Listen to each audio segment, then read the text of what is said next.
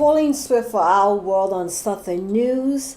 I have a very interesting gentleman here with me today called DJ Lennox. And you are from Jamaica, Queens. Yes, I am. And how long have you lived in Jamaica, Queens? I feel all my life. Oh, wow. Right. And you have a very exciting job. Yes, I do. You're a DJ. Yes, I am. Yeah, and tell me what that entails. Well, I have the ability to play music for everyone and take them out of the emotions that they could probably be in at the moment. So it's basically like a God-given gift to be able to make a crowd happy, sad, crazy, in any possible way that, the music will take them as far as their emotions and stuff like that. So most of the time it's for the turn up, you know what I'm saying? To make everybody have a good time. Yes. And happy and celebrating something. What age did you start doing this? I feel like I started DJing maybe, I would say like 13, maybe 12, 13 years old, somewhere around that. I think that's when I started DJing. Because I remember like in elementary school, I was a little young guy just around it, you know what I'm saying? Like, this is cool, I like music. I had a love for music. And I was like, I think, I want to do this. And then by junior high school, I got my little money, from saving and stuff like that, and started building my equipment step by step and trying to be a DJ. Who inspired you along the way? Okay, my cousins, I have, my family is like, I'm half Trinidadian and half American. My pops is from Trinidad, and my mom is from, I guess, Atlanta, Georgia type. She came up here when she was younger with my grandma. And that gave me the ability to have best of both worlds. So when I say best of both worlds, meaning like I'm able to play Caribbean music and I'm able to play American music, like hip hop, disco, old school. I can play that very well because that's what I was around. And then on the Caribbean side, I can play Caribbean soca, reggae, dancehall, anything towards that aspect. When did you realize that you wanted this to be your career? High school. High school. Yeah, high school. What happened in high school? Okay, I had a talk with my godfather. I'll never forget this talk. My younger god brother DJs as well, which is his son, and he's like 3 or 4 years younger than me. So he was like, you seen us DJ, y'all was always around it, and we want to kind of like pass the torch to y'all guys. We still have like equipment and stuff that you can use, and so he was like, okay. That still didn't really, get us, because we liked doing it, but it wasn't something that we were taking serious, right? It was for fun. So he was like, you guys can make money. He was like, money? We can make money doing this? They were like, yeah. And you can be girls. We like, girls? Okay, that's the important part. So he was like, oh, okay, yeah, we can do this. So we started, that was like as a young, and what we was thinking about at the time, we were thinking about basketball and playing and DJ. That's all you can. And then in the process, if we can make money and meet girls and stuff, that was like cool. That's the icing on the cake. The icing on the cake. Sorry to say. That's okay. That's what really, gave us, we didn't know about none of the other stuff like being like, reaching a lot of people. We didn't care about that. We just wanted to be able to DJ for our friends and meet girls and make money. And we knew the money would allow us to buy more equipment and buy things that we like. So what it's turned out to be is that you're actually an entrepreneur. This is your business. Yes, I guess, yeah. And you're able to meet girls still. Yeah. Well, I'm not that life of meeting girls is just like, okay. I felt like younger, that was like super important, but now it's just like it's normal. Like, I get to meet great people. That's what I feel more. Doing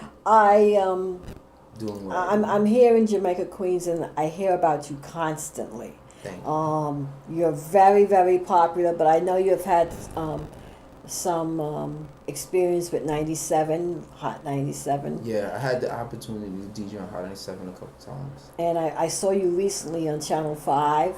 Yeah, I was on Channel 5. Tell me, how did you feel when you got that phone call? Oh, the Fox 5? From Fox 5. For Fox 5, I didn't realize Fox 5 was national TV because my mom was actually watching me from Atlanta. on TV. So like my whole family out there was going crazy. It's like, yo, you like you're doing it, and I was just like, to me it was just like, it felt normal. You know what I'm saying? But to them it was like a bigger, you know. And I was just like, Mom, I'm just on TV. And she's like, no, you don't understand. I guess it's me being humble, and I feel like it's just like me working with about the process, like. Whatever comes to me, I feel like I'm just working. You know what I'm saying? It's not like a really, you know. But you've been doing this for like 15, 20 years. Yeah, I feel like about that.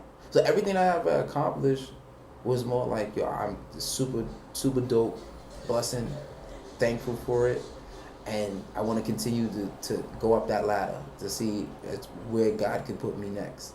And put me, you know, whatever blessings that's could come my way, that could work. Is there anything that you haven't done yet that you would like to do? I feel like I want to travel. I want to travel around the world and DJ as well. I was scared to fly, and I just flew. The first time I ever flew, I was 3 years old. My father took me to Trinidad, right? And I've never been on a plane after that.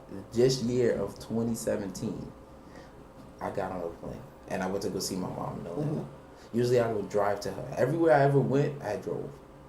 Okay. Everywhere. And I went a couple places. I DJed at a couple places in the United States.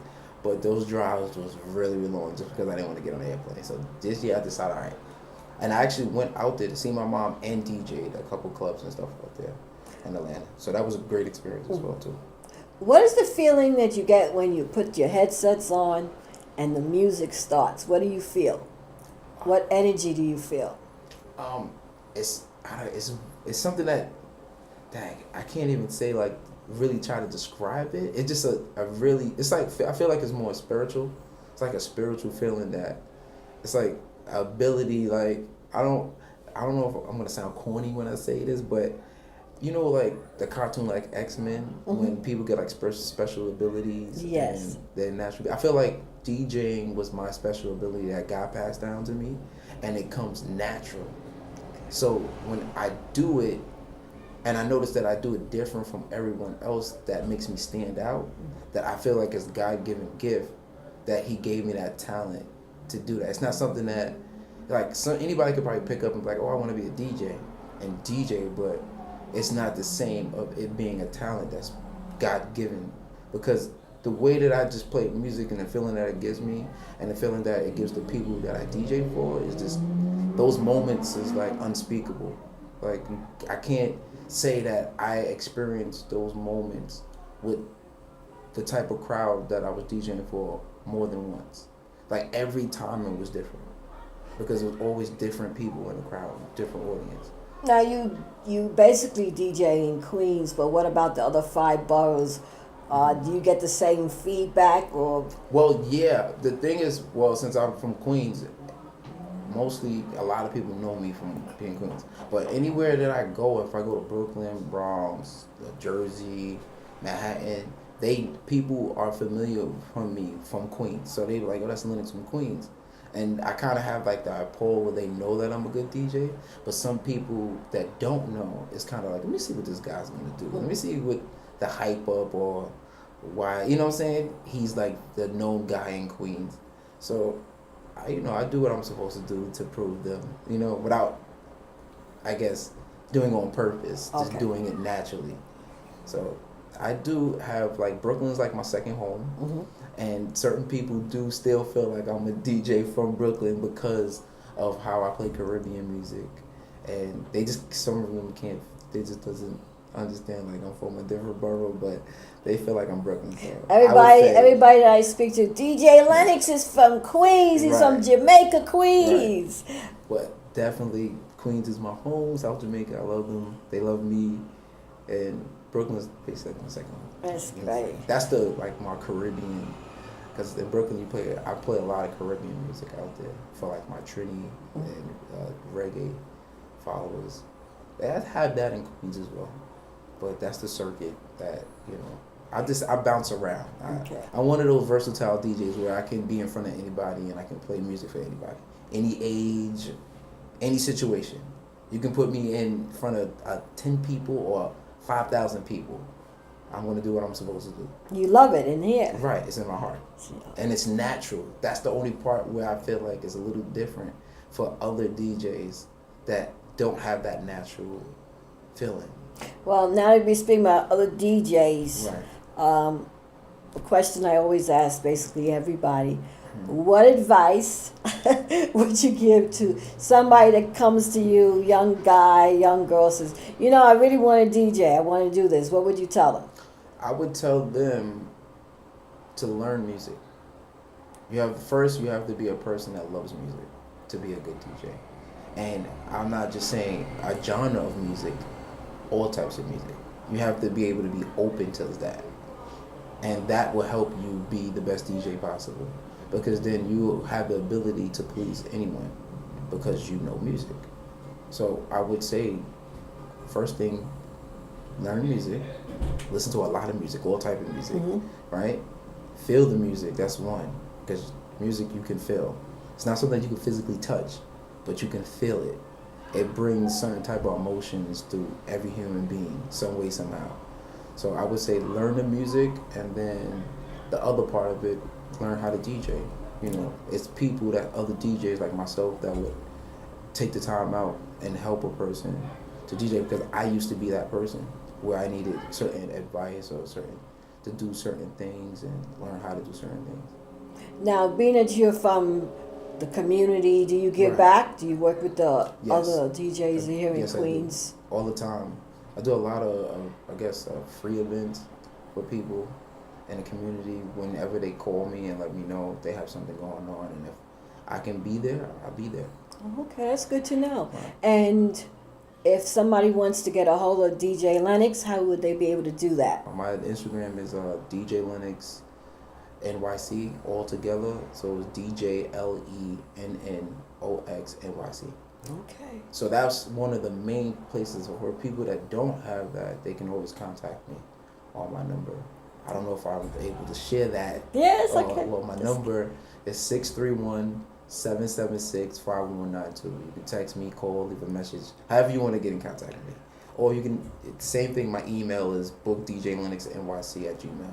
You can contact me on that as well. That sounds good. Pauline Swift for Our World here on Southern News. Please subscribe to our YouTube channel and also follow us on Instagram at Our World Media. Pauline Swift. Thank you.